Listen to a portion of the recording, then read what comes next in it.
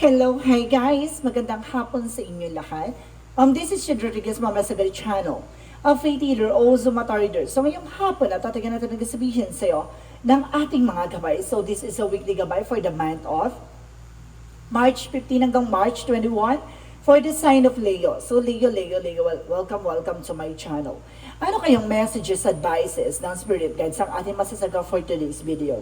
Kanino kayong energy o kaganapan sa buhay ng mga Leo signs ang ating mahagila for today's video? So let's see what is the messages, advices ng Spirit Guides ang ating masasaga for today's video.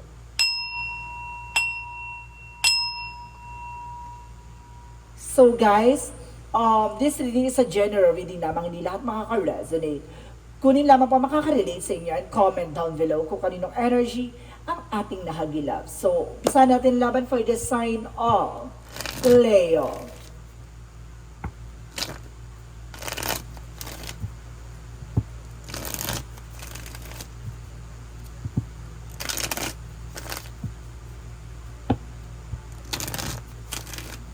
Angel Spirit, let's give me information po.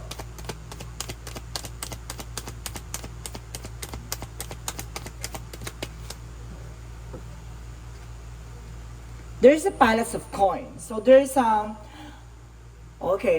heritage or something inheritance, no? Kung maaaring may mana, no? May mana dito na maaaring makukuha, or there's a big money coming in for you, no? And there's the wheel of fortune. So see, there's a good luck, swerte. May ikot talaga ang swerte dito. May malaking pera eh. So it's either natatama ka sa loto or something. May malaking perang papasok. So let's see. May bless, no? Ibig sabihin, may order sa good luck, may swerte, papasok. There's a page of pentacles for get more information na kailangan malaman mo. And there's the hermit card with the soul searching and soul enlightenment. There's a spiritual awakening or something with the hermit na bibigay sa iyo ng kaliwanagan. At maaaring may lilinisin sa eksena na to. And there's an Ace of Swords by breakthrough. Mapagtatagumpayan mo tong eksena mo. No? Kumbaga, you're being on the spotlight. There's a Six of Swords by transition. Makakalipat ka na ng bahay. No? Mayroon talagang bigla ang tama dito. Yung, my God. Parang bigla kang, it's either tatama ka sa loto or tumama ka sa isang malaking pera or something. There's a Seven of Coin by harvest time. So see, this is the moment, may makukuha pera. And there's a strength card by confidence, no? Kailangan maging kumpiyansa ka sa kung ano man yung ginagawa mo.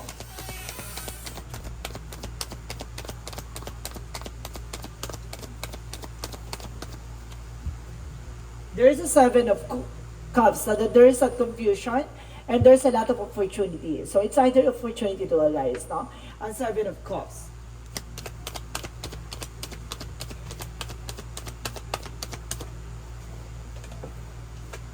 And there is a Page of Cups by listen to your intuition.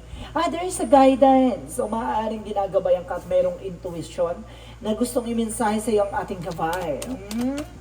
So there's an Ace of Swords by the Emperor. Be mature enough in being grounded. No? Huwag ka magpapabutol, huwag ka magpapauto dito ha. There's some information na maaaring artista ka this time. Kilala ka ng karamihan ngayon. So let's see what is the Six of Swords. There's a King of Coin. Being practicality. So, maging practical ka sa pera, sa kung ano man ang meron ka. So, let's see what is the follows of the coin. And of course, the Seven of Coin. The Seven of Pentacles. So, there is a Four of Swords by rest. And there's a fear. Huwag ka matakot ha. Kumbaga, kailangan mo ipahinga yan. This is the moment na maaaring or huwag ka masyadong mag-overthink or being paranoid dito na baka magkaroon ka na sleepless night. And the same thing, there's some faith, no? Kailangan mo niwala at magpalataya. So there's some information, there's some gift by God. So let's see what is the Page of Pentacles and of course the Seven of Cups. So there's a Three of Wands waiting for a soul or waiting for a ship, no? Kumbaga may mga bagay na hihintayin mong oportunidad na papasok, no? This is the paying off, the harvest time. So this is the Hermit card and of course the Page of Cups. So there is the Two of Coin. So sinasabi there is a balance. So kailangan mo maging balance eh. And of course, there's an information with the Temperance for a perfect timing for the Ace of Swords and the Emperor. Then of course, maging kalmado, no? Huwag ka masyadong aggressive. The Temperance is a being kalma. Now, Six of Swords, of course, the King of Coin represent the Ace of Wands, a new beginning coming in. Magkakaroon ng bago simula talaga dito. This is the big ship, no? The new ship or something, new horizon. So let's see what is the outcome. The outcome is the Page of Coin, no? There is an investment. So maaring magkakaroon ka ng investment dito. And of course, let's see. What is a judgment for a wake-up call? No, parang meron ditong gigising ka sa katotohanan. No, maaring magmumulat sa sa bagong opportunities. At the same time, there's a Nine of Coin. Maaring magkaroon ka ng secure, no, about sa finances. Matuto ka, no, pagdating sa pera, mag-invest, matuto magising sa katotohanan about sa pera. Okay. So let's see. What is additional messages for career? Sa career naman, there is a King of Cups. Healing. Magkakaroon ka na ng healing dito. At the same time, there is the Six of Coin. Okay, the Four of Coin. The Six of Coin. A Four of Coin. Okay, a Four pala. Sorry guys. There is a Four of Coin by a Four of Pentacles for protect your power, protect your energy.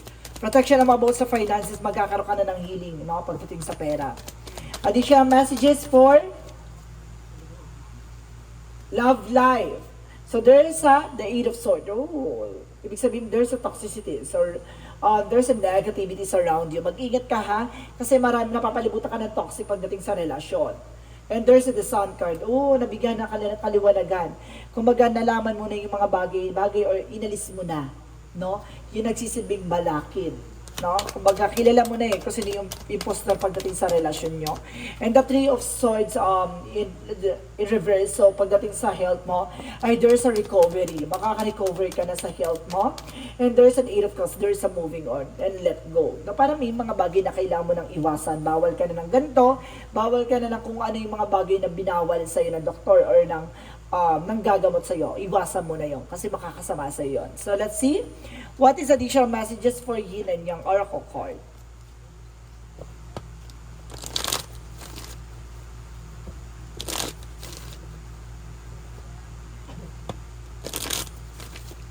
For Yin and Yang Oracle card represents seeds. Now, kung ano yung tinanim mo siyang aanihin mo, and there's a twin flame energy. Maaaring twin flame kayo ng person mo.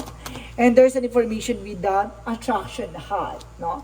Kumbaga, maaaring in love kayo sa isa't isa, and there's guilt and sabotage. Ito yung sinasabi, may galit dito ng, kumbaga, there's a sabotage with the Ten of Swords. No? Kaya mag-ingat ka, no?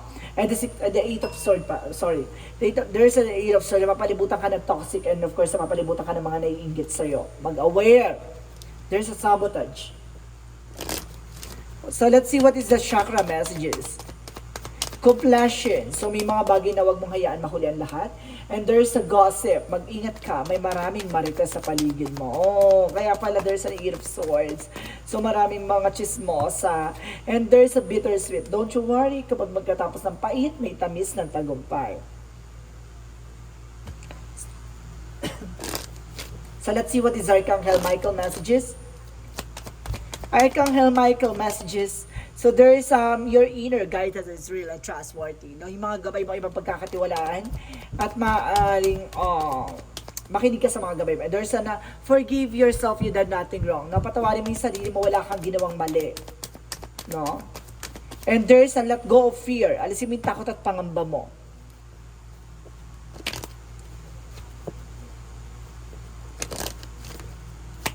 So let's see additional messages for angel spirit guys.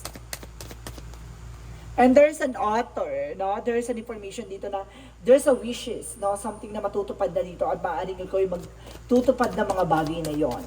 And there is an information with the teaching. Matuto ka at marunong ka makinig, no, sa mga advices sa iyo. And there's a writing kasi ikaw yung susulat or ikaw yung magdidikta ng sarili mong kwento or pahina. So let's see what is the Moonology. Teaching, writing, and author. Talagang there's a book involvement, no? And there is an information with the answer, the personal issue reaches resolution. No? Yung mga personal na problema mo ay maaari na masolusyonan. And there's adjustment are required. So, kailangan mo na mag-adjust. And the confident is your key to success. No? Kumbaga, magkaroon ka ng kumpiyansa at yung mga bagay na yun ay masasagot na at magtatagumpay ka. No? The more na confidence ka, the more na magtatagumpay ka. And there is a be assertive na dapat alam mo sa sarili mo yung grounds mo. So, let's see additional messages. So, there is a forgiveness. No? May kapatawaran dito, ha? May pagpapatawad. And there is a not the right time. So, hindi pa sa ngayon.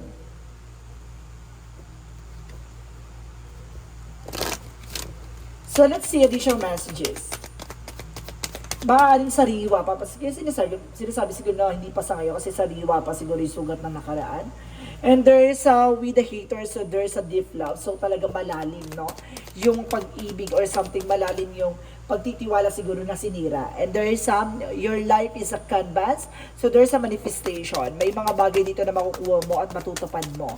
And there is a star brothers for loyalty and trust. No, maniwala at magtiwala ka. And there is lifting the veil. So, there's a question everything. So, may mga bagay na hayaan mong dumaloy na huwag ka nang magtanong o huwag ka nang mag-isip ng kung ano-ano pa. Just do it to your part. No? Kung magagawin mo yung parte mo doon sa eksena na yon, kung hayaan mo siyang hayaan mo siyang mangyari naturally. No?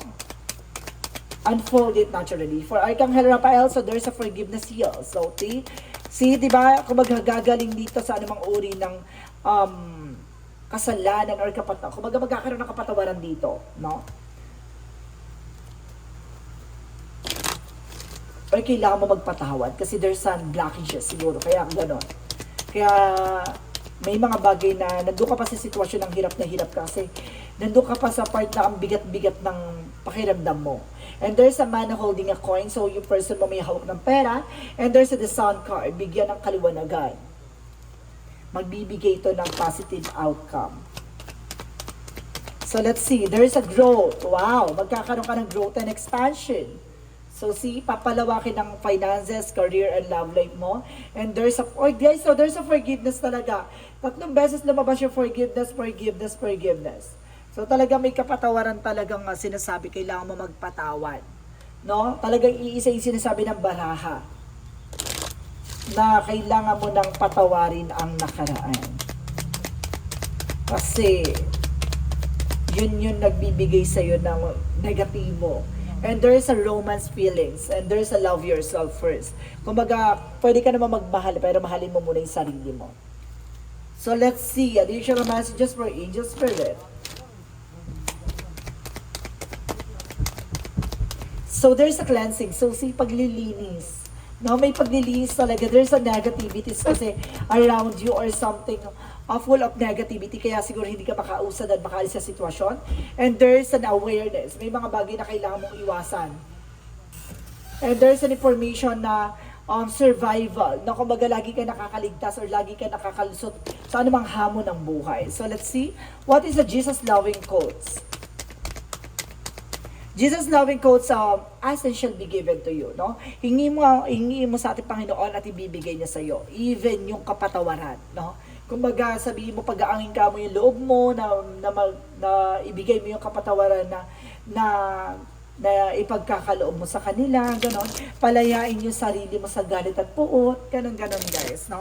Para, kumbaga, magtuloy-tuloy yung blessings sa iyo. So, let's see what is additional messages for Angel Spirit 101 by starting over. See?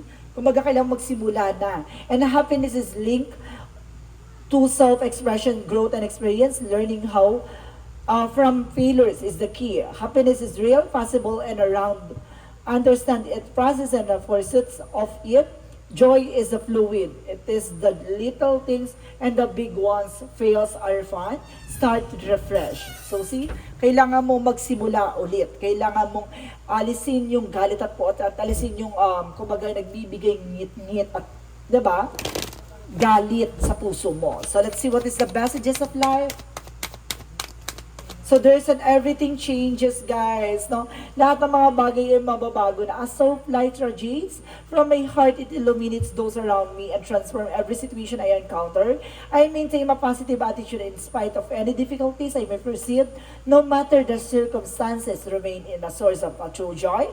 Everything changes when it is about of the light of the divine. So see, kung mag-alam mo na kaisa ka sa ating Panginoon at kaisa ka ng ating mga gabay, na lilinisin at aalisin at babaguhin ang mga nangyari sa nakaraan. So ito ay kumbaga parang paalala sa iyo na kailangan mong magpatawad, no?